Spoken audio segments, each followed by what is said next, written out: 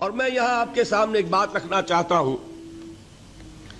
شاید آپ چونکیں بھی پریشان بھی ہو جائیں، لیکن انشاءاللہ وہ پریشانی جلدی رفع بھی ہو جائے گی۔ دیکھیے، ہمارے جو اسلاف ہیں، صحابہ کرام کے بعد ائمہ، یہ ہمارے اسلاف میں چوٹی میں ہیں۔ ان اسلاف میں، ان ائمہ میں دو بنیادی قسمیں ہیں، ایک محدثین اور ایک فقہاء۔ محدثین، ان کا کام کیا تھا؟ قرآن تو اللہ نے خود جمع کر دیا تھا، میں پہلے دن بیان کر چکا ہوں حضور کے سیرہ مبارک میں۔ حضور نے صحابہ کو اسی ترتیب سے قرآن پڑھا دیا اور سینکڑوں صحابہ نے یاد کر لیا۔ پھر جو کمی اگر رہ گئی تھی، کتابی شکل میں حضرت ابو بکر لے آئے۔ پھر اگر اس میں کوئی فرق پڑ رہا تھا پڑھنے کے انداز میں، تو ایک کتابت کے اوپر جمع کر دیا حضرت عثمان نے۔ بات ختم ہو گئی۔ خلافت راشدہ میں قرآن کا معاملہ تو محفوظیت کی آخری درجے کو پہنچ گیا۔ اب اصل مرحلہ کیا تھا؟ حضور کے اقوال مبارک کو جمع کرنا، ان کو بھی تو سمیٹنا ہے نا۔ صحابہ ہیں، منتشر ہو گئے ہیں، کوئی صحابی کوفے چلے گئے، کوئی صحابی دمشق چلے گئے، کوئی کہیں چلے گئے، کوئی کہیں چلے گئے۔ میزبان رسول جو ہے وہ دفن ہے قسطنطنیہ کی فصیل کے باہر، حضرت ابو ایوب انصاری رضی اللہ تعالی عنہ۔ اب ان سب کے پاس، کسی کے پاس اتنی احادیث، کسی کے پاس اتنی احادیث، ان کو جمع کرنے کا کام، پھر چھان پھٹک کرنے کا کام، پھر مرتب کرنے کا کام، یہ کس نے کیا؟ محدثین کرام نے۔ بہت بڑے محسن ہیں اس امت کے محدثین کرام، پوری زندگیاں کھپائیں۔ ایسا بھی ہوا ہے، ایک صحابی مدینے سے چلتے ہیں، ایک محدث مدینے سے چلتے ہیں، انہیں معلوم ہوتا ہے کہ ایک صحابی دمشق میں ہے، ایک حدیث وہ بیان کرتے ہیں، ذرا باریک بات ہے، سمجھ لیجئے گا۔ ان کو وہ حدیث معلوم تھی، لیکن وہ حدیث 3 راویوں کے راستے سے آ رہی تھی۔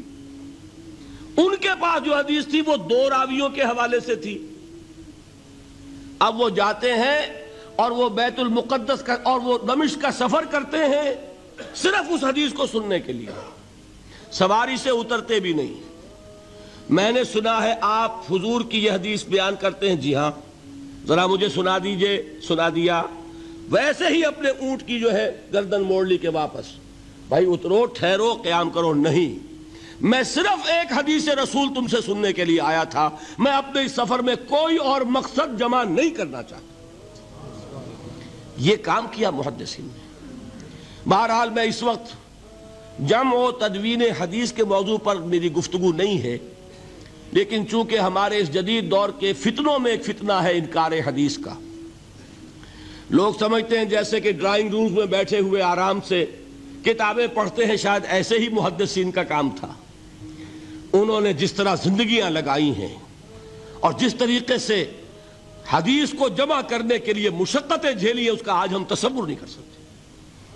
اچھا، وہ تو محدثین کرام ہیں، ان میں بھی اب ایک کا نام نوٹ کر لیجئے، چوٹی پہ کون ہے؟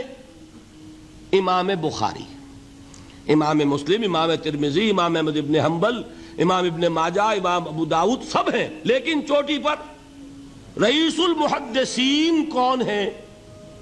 امام بخاری۔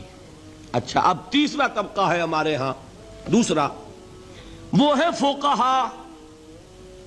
قرآن بھی جمع ہو گیا، حدیث بھی آ گئی، اب اس سے احکام نکالنے بھی تو ہے نا، استدلال کرنا ہے، حدیثوں کو جوڑنا ہے، قرآن کے ساتھ ان کا ربط تلاش کرنا ہے، اور پھر کوئی حکم تلاش کرنا ہے، اجتہاد کرنا ہے۔ یہ کام جنہوں نے کیا انہیں ہم کیا کہتے ہیں؟ فقہاء کرام۔ اور ان میں بہرحال جو لوگ یہاں جمع ہیں، مجھے یقین ہے کہ وہ اس بات کو تسلیم کرتے ہوں گے کہ ان میں چوٹی پر ہیں امام ابو حنیفہ رحمۃ اللہ علیہ، امام اعظم۔ ٹھیک ہے، کسی کی رائے ذرا مختلف بھی ہو سکتی ہے، کوئی شافعی مسلک کا ہے تو امام شافعی کو بہرحال وہ اونچا درجہ دے گا، مالکی مسلک کا ہے تو امام مالک سے اسے زیادہ نسبت ہے، لیکن واقعہ یہ ہے پوری دنیا نے تسلیم کیا ہے کہ قانون کا جتنا سینس امام ابو حنیفہ کو ہے، قانون ایک علیحدہ شے ہے، اخلاقیات علیحدہ چیز ہیں، ایک شے کا اخلاقی تقاضا کچھ اور ہے، قانونی تقاضا کچھ اور ہے۔ آپ کو کسی نے تھپڑ مارا، اخلاقی تقاضا کیا ہے؟ معاف کر دو بھائی، اور قانونی تقاضا کیا ہے؟ جوابی تھپڑ رسید کرو، اس لیے کہ اگر یہ نہیں کرو گے تو اس کی ہمت افزائی ہوگی، یہ کسی اور کو بھی تھپڑ مارے گا۔ قانون کا تقاضا یہ ہے، السن بالسن، دانت کا بدلہ دانت، والأذن بالأذن، کان کا بدلہ کان، قانون یہ ہے۔ اور اخلاق کا تقاضا کیا ہے؟ وَإِن تَعْفُوا وَتَصْفَحُوا وَتَغْفِرُوا، اگر تم بخش دو، معاف کر دیا کرو، لوگوں سے درگزر کیا کرو، فَإِنَّ اللَّهَ غَفُورٌ الرَّحِيمٌ، تو اللہ بھی تو غفور الرحیم ہے۔ تقاضے متضاد ہو گئے کہ نہیں؟ کسی معاملے کے اخلاقی پہلو پر نظر رکھنا یہ اور مزاج ہوگا، اور کسی معاملے کے قانونی پہلو کی گہرائی میں اترنا یہ اور مزاج ہے۔ میں اپنا احساس عرض کر رہا ہوں، اور دنیا میں جو بات مانی گئی ہے کہ جس کا نام لیگل سینس ہے، قانون کا ایک فہم، اس میں دنیا کا کوئی شخص مقابلہ نہیں کر سکتا امام ابو حنیفہ کا۔ آپ صحابہ کو ان سے مستثنیٰ کر دیجئے، ظاہر بات ہے انبیاء اور رسولوں کا معاملہ نہیں ہے، تو باقی انسانی نوع انسانی کے اندر امام ابو حنیفہ کا پلے کا کوئی شخص، ان کے برابر کا کوئی شخص قانون کا فہم رکھنے والا آج تک پیدا نہیں۔ تو سید الفقہاء کون ہوئے؟ امام ابو حنیفہ۔ اور رئیس المحدثین کون ہے؟ امام بخاری۔ یہ ساری جو میں نے اس وقت آپ کو تمہید بیان کی، وہ اس مسئلے کے لیے پریشان کن مسئلہ یہ ہے کہ امام ابو حنیفہ کی طرف یہ بات منسوب ہے کہ وہ یہ فرماتے ہیں الایمان قول، ایمان نام ہے صرف قول کا، عمل اس میں زیر بحث نہیں آتا، ولا یزید ولا ینقص، وہ ایمان نہ گھٹتا ہے نہ بڑھتا ہے۔ ایک سٹیٹمنٹ سمجھ میں آ گیا نا؟ اب دوسرا سٹیٹمنٹ سنیے، وہ ہے امام بخاری کا، رئیس المحدثین کا، الایمان قول وعمل، ایمان نام ہے قول اور عمل کے مجموعے کا، قول اور عمل دونوں چیزیں ایمان میں شامل، وَيَزِيدُ وَيَنْقُصُ، وہ گھٹتا بھی ہے بڑھتا بھی ہے۔ ایک مسلمان کو پریشان ہو جانا چاہیے کہ نہیں؟ ایمان جیسی بنیادی بات، سارا قصر تو یہیں سے تعمیر ہونا ہے، جڑ بنیاد ایمان ہے۔ ایمان کے بارے میں کوئی 14ویں صدی کے 15ویں صدی ہجری کے کوئی علماء ہوں، بڑے سے بڑے ہوں، ان کا اختلاف ہو جائے تو تشویش نہیں ہوگی۔ یہ کن کے درمیان اختلاف ہو رہا ہے؟ رئیس المحدثین امام بخاری اور سید الفقہاء امام ابو حنیفہ۔ اور کتنا بنیادی اختلاف، بظاہر متضاد باتیں، بظاہر کہہ رہا ہوں میں نے کہا تھا مجھے پہلے آپ کو پریشان کرنا ہے، پھر تاکہ آپ کی سمجھ میں بات آئے یہ پریشانی رفع کیسے ہوتی ہے، اسی سے علم میں اضافہ ہوتا ہے۔ بات جو ہے وہ گہرائی کے ساتھ سمجھ میں آتی ہے کہ مسئلہ پہلے سامنے ہو، مسئلے کی اہمیت سامنے نہیں ہوگی تو آپ توجہ اتنی نہیں کریں گے۔ تو دیکھیے تضاد کتنا ہے، بعد المشرقین جسے کہتے ہیں ہم اپنے محاورے میں، کہ ایک مشرق کی بات ہے تو دوسری مغرب کی ہے۔ الایمان قول، نہیں، الایمان قول وعمل، تضاد ہے نا۔ لا یزید ولا ینقص، نہیں، یزید وینقص، تو یہ تو معلوم ہوتا ہے کہ بہت زبردست اختلاف ہے جو حل نہیں ہو سکے گا۔ اللہ تعالیٰ کا شکر ادا کرتا ہوں، اس نے اس کا حل سمجھایا۔ اور کیسا سمجھایا؟ میں پورے انشراح صدر کے ساتھ کہہ رہا ہوں، اس میں کوئی تصنع نہیں، کوئی تکلف نہیں۔ میرے نزدیک دونوں باتیں 100% درست ہیں۔ یہ نہیں کہ 50% یہ درست 50% وہ درست، نہیں، یہ بھی 100% درست، یہ بھی 100% درست۔ فرق کیا ہے؟ محل مختلف ہے۔ امام ابو حنیفہ قانونی ایمان کی بات کر رہے ہیں اور امام بخاری حقیقی ایمان کی بات کر رہے ہیں۔ قانونی ایمان کے اعتبار سے 100% درست ہے یہ بات کہ وہ صرف قول ہے، عمل نہیں، زیر بحث آئے گا۔ ایک شخص نماز نہیں پڑھتا کافر نہیں ہے، نماز کا منکر ہو جائے کافر، زکوٰۃ نہیں دیتا فاسق ہے، فاجر ہے، کافر نہیں ہے، زکوٰۃ کہہ دے کہ ہے ہی نہیں دین میں، کافر۔ فرشتہ کس نے دیکھا، کیا پتا کیسا ہوتا ہے؟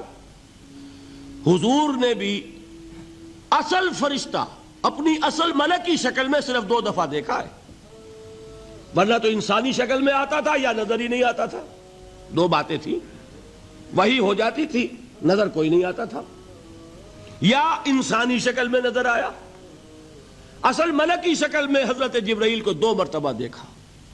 وَلَقَدْ رَآهُ بِالْأُفُقِ الْمُبِينِ وَلَقَدْ رَآهُ نَزْلَةً أُخْرَى عِنْدَ سِدْرَةِ الْمُنْتَهَى، ایک مرتبہ افق مبین پر دیکھا، ایک مرتبہ سدرۃ المنتہا کے پاس جبرائیل اپنی اصل شکل میں ظاہر ہوئے۔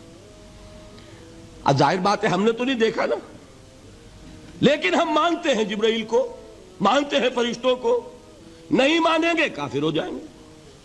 تو معلوم ہوا کہ قانونی ایمان جس پر دار و مدار ہے کفر اور اسلام کا، اس کا کل دار و مدار صرف قول پر ہے، ماننے پر ہے، اقرار باللسان پر ہے۔ یہ بات آپ نے سنی ہوگی، امام ابو حنیفہ کا قول ہے 100% درست کہ گناہ کبیرہ سے بھی انسان کافر نہیں ہوتا۔ کبیرہ گناہ ہے، شراب پی ہے، کافر نہیں ہے، حد لگا دو۔ حضرت عمر نے اپنے بیٹے پر حد جاری کی، ایک مرتبہ مصر میں حد جاری ہو چکی تھی، لیکن حضرت عمر کو احساس ہوا کہ وہاں شاید رعایت کی گئی ہوگی خلیفہ کے بیٹے پر حد جاری کرنے میں، لہذا پھر بلایا اپنے پاس اور دوبارہ حد جاری کی۔ حد جاری کرو لیکن کافر نہیں ہوگا۔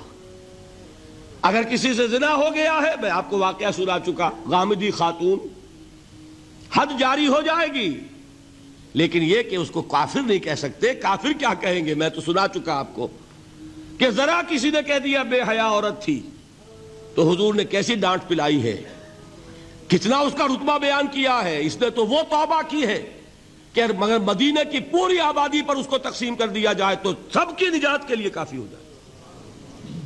معلوم ہوا تکفیر اور ہے اور کسی کا فاسق و فاجر ہونا اور ہے۔ اس میں حد فاصل انسان کا اقرار ہے۔